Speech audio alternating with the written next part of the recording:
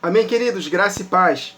Vamos dar continuidade à nossa série acerca do Evangelho de João. Estamos aqui meditando entre os versículos 35 e 38 do capítulo 4. Estamos fazendo uma íntima relação entre Deus e a igreja no trabalho do reino para o colhimento de almas. E no vídeo anterior, nós meditamos também no capítulo 13 de Lucas, versos 11 a 13, acerca da mulher que estava possessa por um espírito de enfermidade que a mantinha encurvada durante 18 anos, que Jesus Cristo a libertou. E nós compreendemos espiritualmente que se nós estivermos encurvados, só olhando para baixo, para as coisas desta vida passageira, pela sedução das riquezas, pelos cuidados desta vida, nós vamos fazer com que a palavra seja sufocada no nosso coração e ela não vai torná-la frutífera. E nós precisamos fazer como o Senhor Jesus falou para os seus discípulos: levantem os olhos e vejam os campos brancos para a ceifa. Então, o negócio de Deus são almas.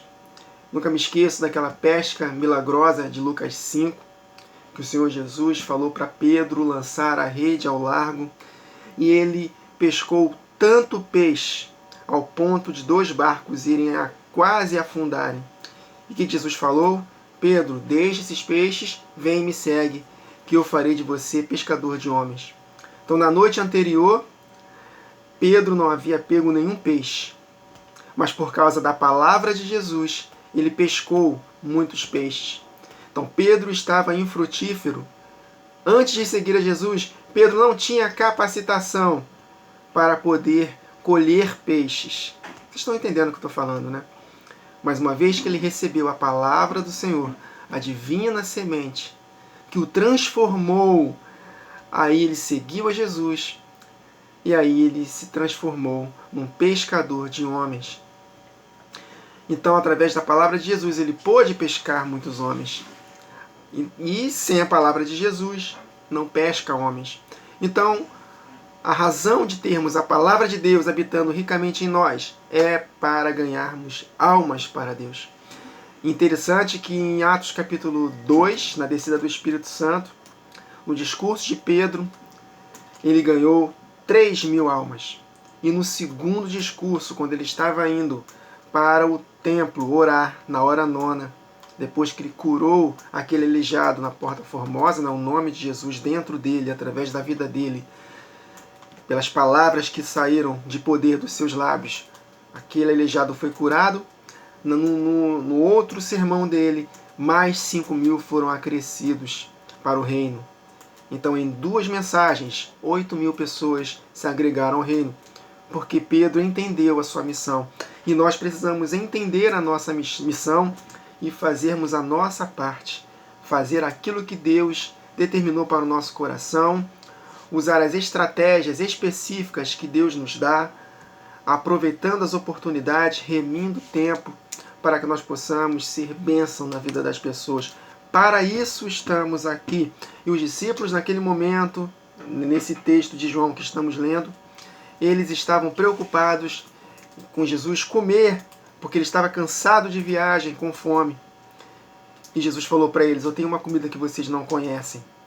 E a minha comida é fazer a vontade daquele que me enviou e concluir a sua obra. E essa comida é fome de almas. Aleluia!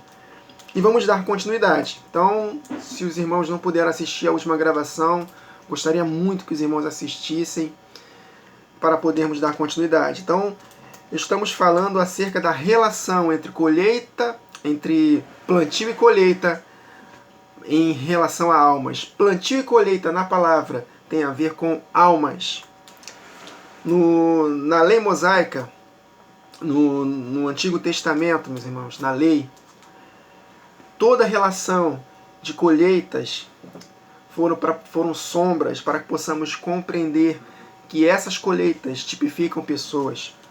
Quando, infelizmente, mais de 90% das igrejas ensinam dízimo como se fosse dinheiro. Mas a palavra de Deus nunca menciona dízimo como dinheiro, nem mesmo na Antiga Aliança. Dízimo sempre foi relacionado à 10ª parte de algo. Nem 10% é 10ª parte de algo. Por exemplo, se na tua fazenda produzissem, sei lá, 8 ovelhas, não haveria dízimo ali. Só poderia ser de 10 em 10. Então é a 10ª parte do melhor, das primícias. Primícias eram os dízimos. Os dízimos eram as primícias. Era a 10ª parte do melhor, dos primeiros frutos. E as primícias, elas hoje, em Cristo Jesus, na realidade, falam da igreja do Senhor Jesus. A colheita de Cristo Jesus. Jesus foi semeado como um grão de trigo, morreu, mas brotou da terra trazendo consigo muitos frutos. Então, a igreja do Senhor Jesus está sendo colhida como primícias para Deus. Dízimos somos nós. E nós precisamos compreender, meus irmãos, essa íntima relação entre Deus e a igreja no trabalho do reino para o colhimento de almas. Deus tem fome e sede de almas. Assim como Satanás tem fome e sede de almas para poder arrebatá-las para a perdição, nosso Pai também tem fome e sede de almas para arrebatá-las para a vida eterna. E nós precisamos. Por isso que quem ama cumpre a lei. Porque se nós amamos as pessoas, nós estamos cumprindo a lei. Porque todo o propósito da lei, dos mandamentos, consiste em amar a Deus acima de todas as coisas e ao próximo como a nós mesmos. E Jesus falou em João 14, novo mandamento vos dou, que vos ameis uns aos outros como eu vos amei, a ponto de dar a minha própria vida. Então, se possível for, meus irmãos, temos que dar a nossa própria vida por amor a outras pessoas. Muitos cristãos morreram e estão morrendo por amor a Cristo. Mas, com certeza, a missão principal é edificar vidas. Por causa de outras vidas, nós precisamos até mesmo estar dispostos a dar a nossa própria vida. Porque quem ama a Deus, ama seu irmão. Quem não ama a Deus, a quem vê, a quem não vê, não pode amar ao irmão a quem vê. Então não tem como estar cheio de Deus e não amar as pessoas, inclusive os nossos inimigos. Jesus, quando estava sendo crucificado, que Jesus orou para os seus adversários: Pai, perdoa-lhes, porque não sabem o que fazem. Claro, se não houver arrependimento, eles não serão perdoados. Mas da parte de Jesus, ele liberou o perdão. Estevão, quando estava sendo apedrejado, não impute a eles, Senhor, esse pecado. Então, meus irmãos, nós precisamos entender que estamos aqui por causa de pessoas. Por isso que a nossa luta não é contra pessoas, mas contra principados e potestades, contra os dominadores deste mundo tenebroso nas regiões celestiais. Então, amemos uns aos outros, pois quem ama, cumpre a lei. Aleluia. Então vamos dar continuidade. Então vou ler novamente os versos 35 a 38 e vamos ler outros textos que o Espírito me mostrou. Tem muitos outros, mas esses daqui ele me mostrou para que possamos compreender, né, a íntima relação entre plantio e colheita com relação a pessoas. Amém? Não dizeis vós que ainda há 4 meses até a ceifa? Eu, porém, vos digo, levantei, erguei os olhos, e enxerguem e vede os campos, pois já branquejam para a ceifa. O ceifeiro recebe desde já a recompensa, e entesoura o seu fruto para a vida eterna. É lá, meus irmãos, nós vamos escolher. Lembra daquele texto de Daniel? Eu vou ler daqui a pouco aqui. 12:3. Os que a muitos conduzirem à justiça brilharão como estrelas eternamente. Entesourarão fruto, olha aí, fruto da terra, colheita para a vida eterna. De Sarte se alegram tanto o semeador como o ceifeiro, pois, no caso, é verdadeiro o ditado: um é o semeador e o outro é o ceifeiro. Eu vos enviei para ceifar. Nós fomos enviados para ceifar. Ceifar o quê, meus irmãos? Vidas. Era o contexto de João 4 aqui. Jesus estava cansado da viagem e mesmo assim ele abriu mão de um alimento, de um descanso físico, natural, para poder aproveitar a oportunidade de ministrar o coração daquela mulher samaritana que nos representa. E ele ficou mais 2 dias naquela província de Samaria ministrando a palavra lá, porque o foco de Deus era vidas. Jesus estava enxergando os gentios. Nós já aprendemos que Samaria era a capital do Reino do Norte. Essas 10 tribos foram dispersas por entre as nações, se misturaram conosco, viraram gentios e fomos enxertados na boa oliveira através do sacrifício de Jesus na cruz. Nós que estávamos longe, fomos aproximados pelo sangue de Jesus. Então Jesus estava ministrando ao coração deles, porque o foco de Jesus é ceifar vidas. E graças à obra de Jesus na cruz, estamos aqui, meus irmãos. Os frutos, os filhos que Deus deu para ele. Aleluia! Pois no caso é verdadeiro o ditado, um é semeador e o outro é ceifeiro. Verso 38, eu vos enviei para ceifar o que não semeastes. Outros trabalharam e vós entrastes no seu trabalho. Perdão, queridos. Agora vamos ler aqui mais textos para conectarmos, né? Para vermos a íntima relação entre Deus e a igreja no trabalho do reino para colhimento de almas. Tiago, capítulo 5, versos 7 e 8. Sede, pois, irmãos, pacientes até a vinda do Senhor. Jesus foi assunto aos céus, prometeu voltar em 2 dias. E nesses 2 dias, que um dia para o Senhor é como 1000 anos, 1000 anos como um dia, é o trabalho da igreja para ceifar vidas. Então, sede, pois, irmãos, pacientes até a vinda do Senhor. Eis que o lavrador, que é o pai, Jesus falou, né, que o pai é o agricultor, ele é a videira, nós somos os ramos. Eis que o lavrador, quem cultiva a terra, espera o precioso fruto da terra, olha aí, aguardando com paciência até que receba a chuva temporã, que foi em Atos, e a chuva serôdia, que será na primeira metade da última semana. Sede vós também pacientes, fortalecei os vossos corações, porque a vinda do Senhor está próxima.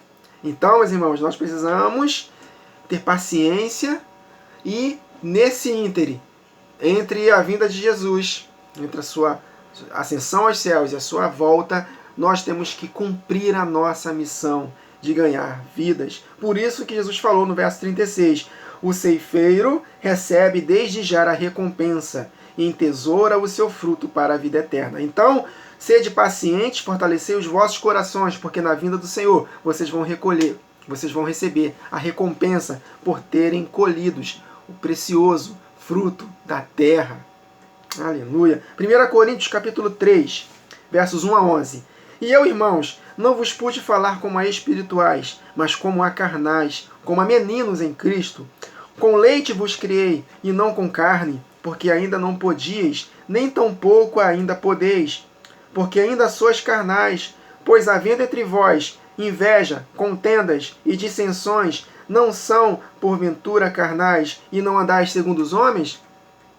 Olha o contexto aqui. Eles não estavam amando uns aos outros, não estavam valorizando, não estavam compreendendo que a missão deles é exatamente amar uns aos outros e não ter dissensões, brigas, litígios. Aí eles falam lá na divisão deles, né? Porque vocês dizem, eu sou de Paulo e o outro de Apolo. Porventura não sois carnais? Pois quem é Paulo? Quem é Apolo, senão ministros pelos quais crestes e conforme o que o Senhor deu a cada um? Eu plantei, o Apolo regou, mas Deus deu o crescimento. Olha aí a relação com a agricultura, né?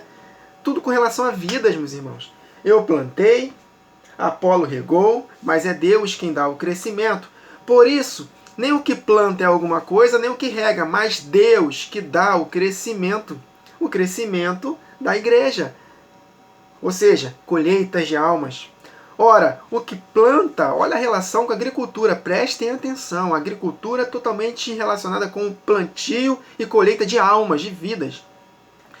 O que planta e o que rega são um, mas cada um receberá o seu galardão segundo o seu trabalho. Então, nosso trabalho era para colher. Colher o quê, meus irmãos? Vida. Porque nós somos cooperadores de Deus. Vós sois lavoura de Deus e edifício de Deus. Lavoura de Deus. Porque segundo a graça de Deus que me foi dada, pus eu, como sábio arquiteto, o fundamento, e o outro edifica sobre ele. Mas veja cada um como edifica sobre ele, porque ninguém pode pôr outro fundamento além do que já está posto, o qual é Jesus Cristo. Está vendo então a relação de colheita, de plantio e colheita com vidas, meus irmãos? Nós somos a lavoura de Deus, olha aí, plantações, frutos de Deus. E nós precisamos trabalhar para edificar vidas, amando uns aos outros. E é o que não estava acontecendo aqui com a igreja dos Coríntios. Mateus, capítulo 9, versos 35 a 38.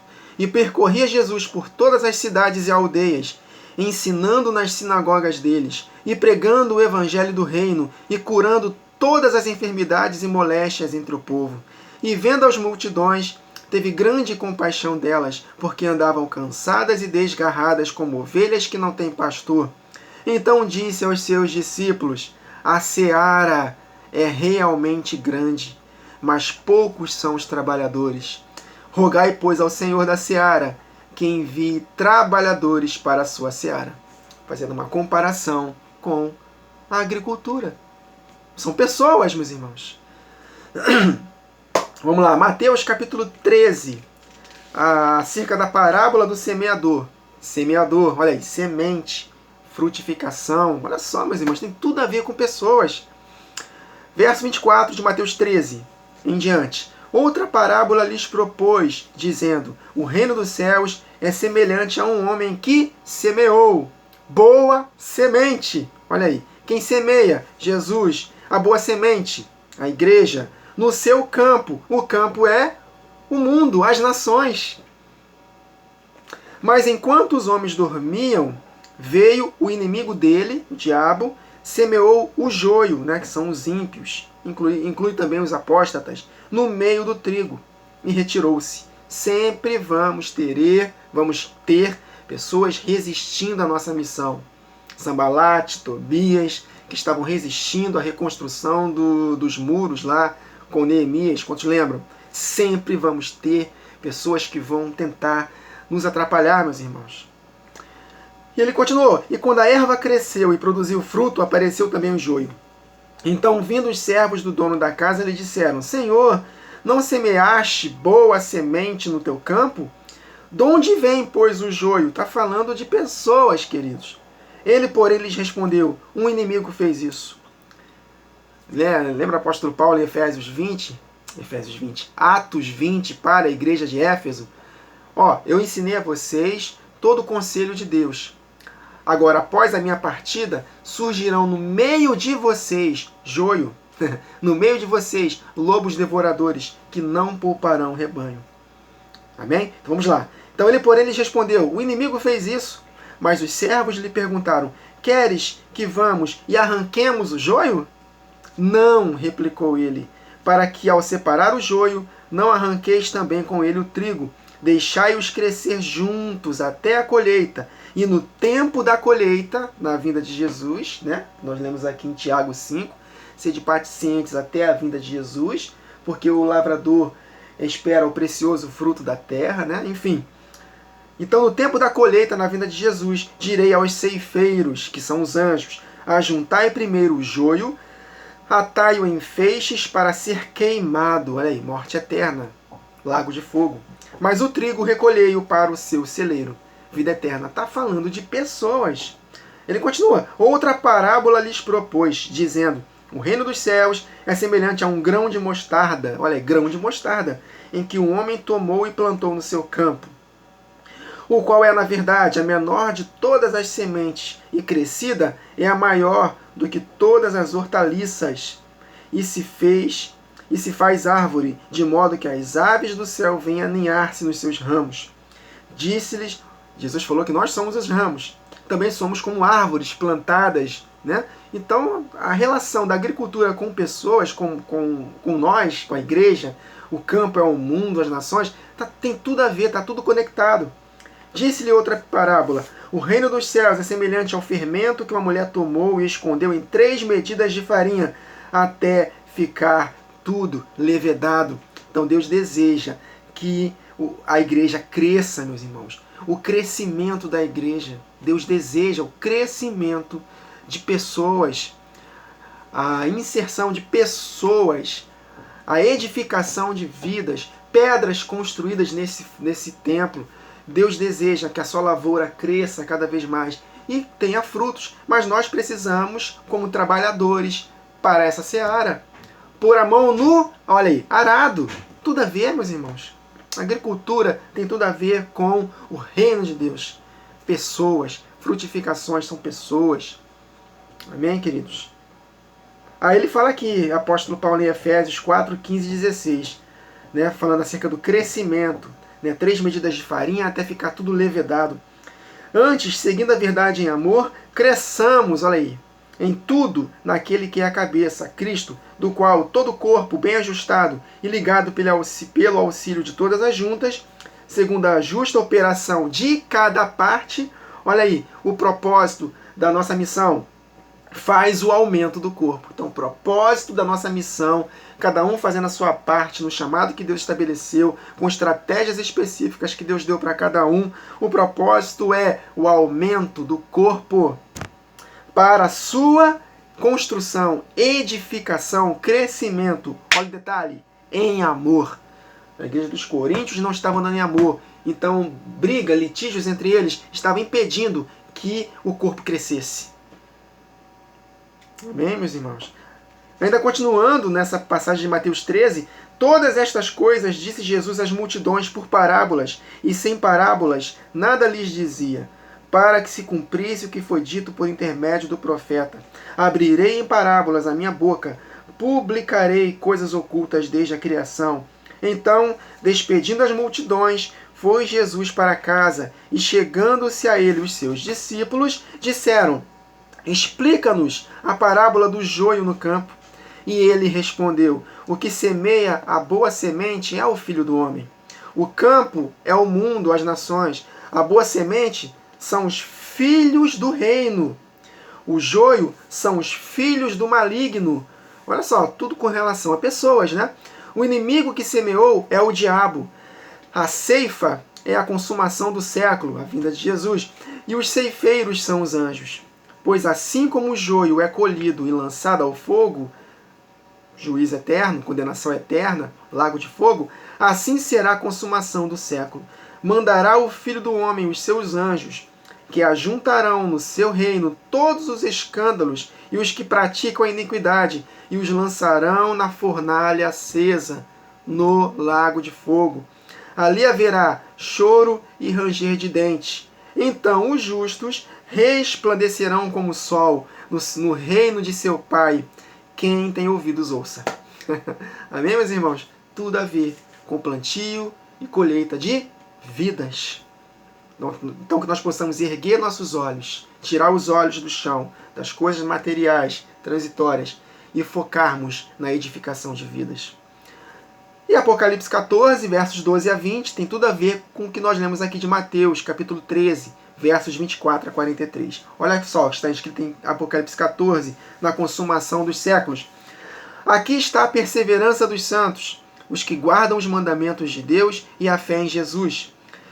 Então ouvi uma voz do céu dizendo: escreve, bem-aventurados os mortos que desde agora morrem no Senhor. Sim, diz o Espírito, para que descansem das suas fadigas, trabalhos no reino, mão no arado, trabalhadores para a seara, para ganhar vidas, pois as suas obras o acompanham. Olha aí, a maneira como nós lidamos com as pessoas vai ser a maneira como nós seremos julgados. Lembra que está escrito em Tiago? Deus usará de misericórdia para quem foi misericordioso, porque a misericórdia triunfa do juízo. Bem-aventurados os misericordiosos, porque estes que são misericordiosos, com quem? Com a parede? Não, com as pessoas. Esses alcançarão misericórdia. Com a medida com que medires, vocês serão medidos também. Amém? Vidas, meus irmãos, amar uns aos outros como Jesus nos amou. Aí ele continua: olhei, João olhou essa visão, e eis uma nuvem branca, e sentado sobre a nuvem, um semelhante a filho de homem, tendo na cabeça uma coroa de ouro, e na sua mão uma foice. Foice é para ceifar, meus irmãos. Outro anjo saiu do santuário gritando em grande voz para aquele que se achava assentado sobre a nuvem: toma a tua foice e ceifa, pois chegou a hora de ceifar, visto que a seara da terra já amadureceu. Pessoas. E aquele que estava sentado sobre a nuvem passou a sua foice sobre a terra, e a terra foi ceifada. Então saiu do santuário, que se encontra no céu, outro anjo, tendo ele mesmo também uma foice afiada.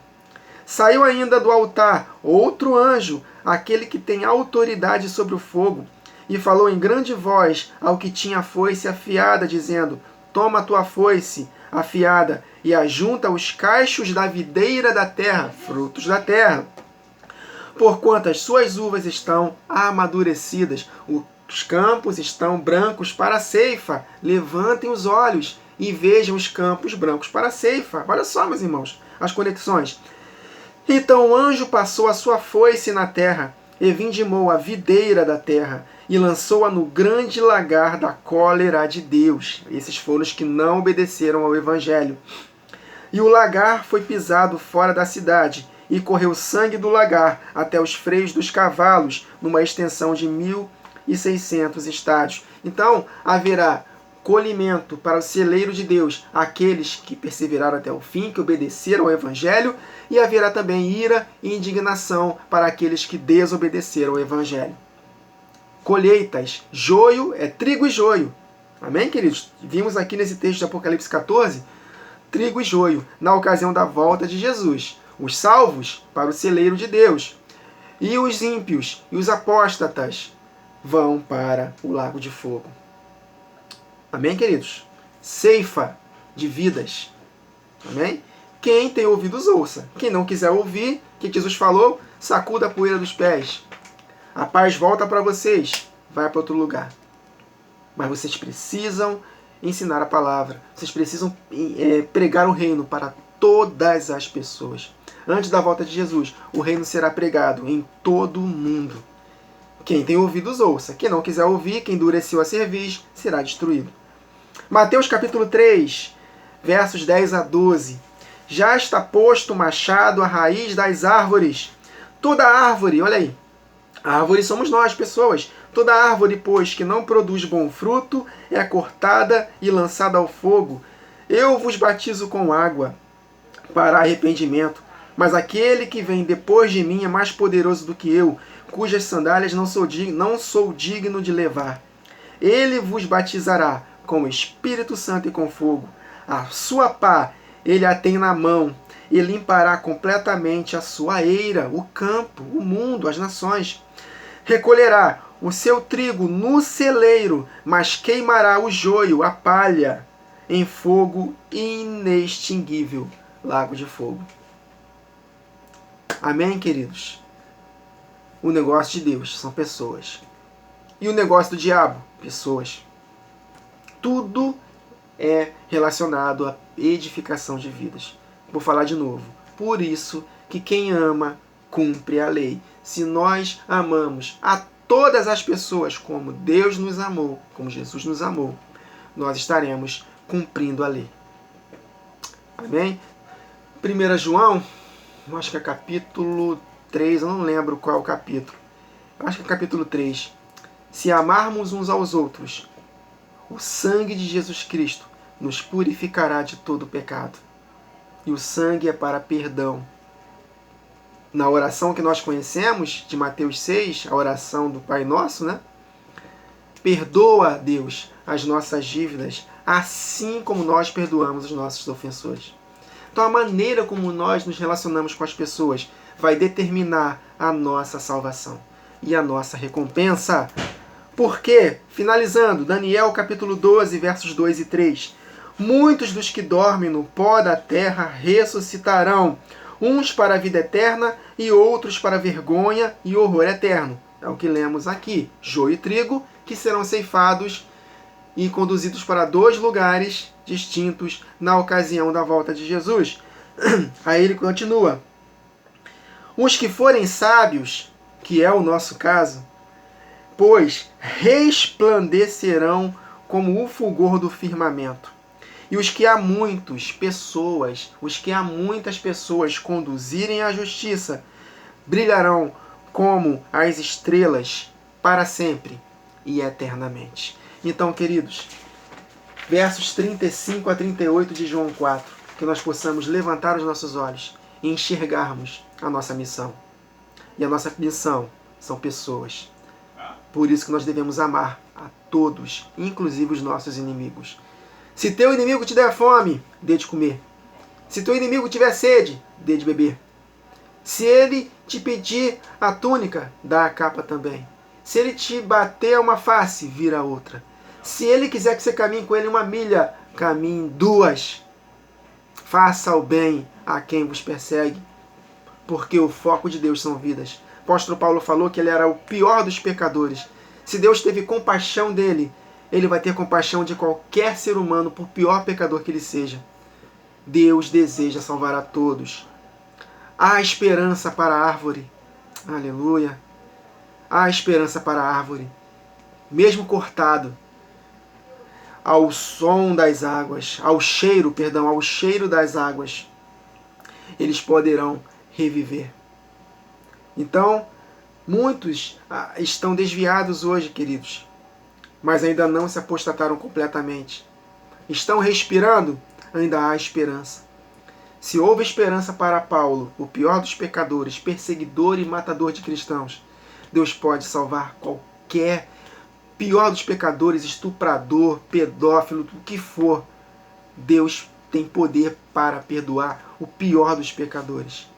Claro que as consequências nesta terra eles não vão deixar de colher, mas ele pode ser salvo. O ladrão na cruz foi salvo porque se arrependeu. Então há esperança. Por isso que nós devemos amar os nossos inimigos, por pior que eles sejam. Eles estão respirando? Há esperança. Há esperança, queridos. Então que possamos enxergar com os olhos de Deus. Porque se nós enxergarmos com os olhos de Deus, todo o nosso corpo será luz. E luz é revelação, é palavra, é direção, sentido de viver, é entender o conhecimento do nosso chamamento. Foi até redundante, né? Entender o conhecimento. Conhecermos a esperança do nosso chamamento.